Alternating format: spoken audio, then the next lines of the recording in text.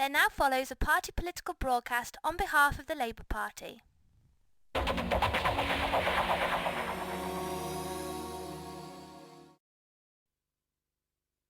You know, oh, I can't be bothered, this is getting on my nerves, all this stuff, and I'm not going to bother to go out and vote. But actually, it only takes 1 in 10 people not to be bothered to vote, and before you know it, another government will slip in through the back door. And I promise you, you won't like yourself because they're irresponsible.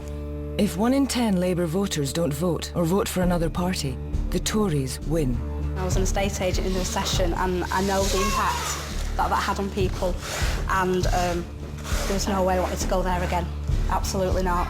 To be honest with you, it terrifies me, the thought of my children growing up under the same climate that I grew up in. I just don't think it's on at all. It comes down to the interest rate at the end of the day, because what's the point in buying a home if 5 years down the line you're going to lose it? You know, I just couldn't imagine going back to the boom-bust, you know, policies under the Tories where I can't remember what they go up to. Was it something crazy like 16%? You know, I honestly can't remember, but I know that at the time that everybody you spoke to around that particular period was just worried about losing their home. If 1 in 10 Labour voters don't vote, we get the Tories who gave us 15% interest rates. I want the NHS to be safe in people's hands. I don't want it to go private.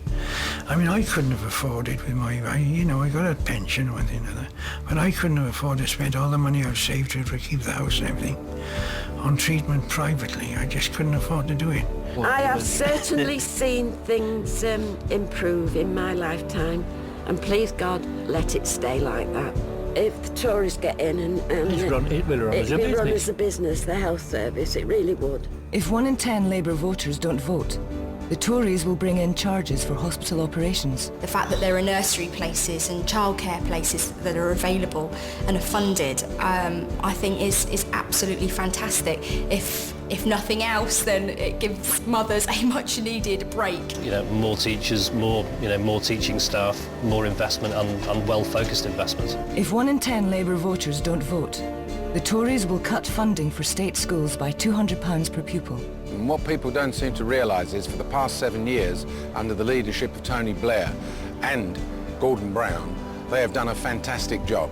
And the trouble is, people won't know what a great job it is until they get themselves into a situation where things start to go pear-shaped again. And that's going to happen if Michael Howard gets into power.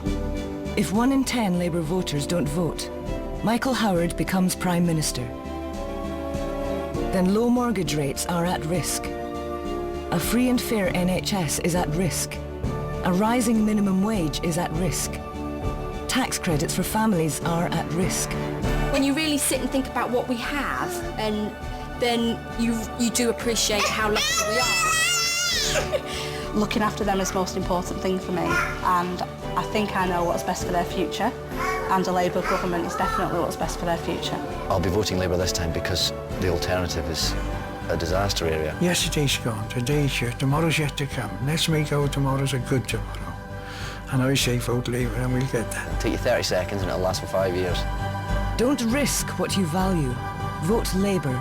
If you value it, vote for it. It's not a waste of your time, it's quite the opposite. If you value it, go out and vote for it. Vote Labour on Thursday. Polls are open from 7 a.m. to 10 p.m. If you value it, vote for it. Vote Labour. For more information about James Alexander and the Labour Party, please visit www.time-for-change.org.uk.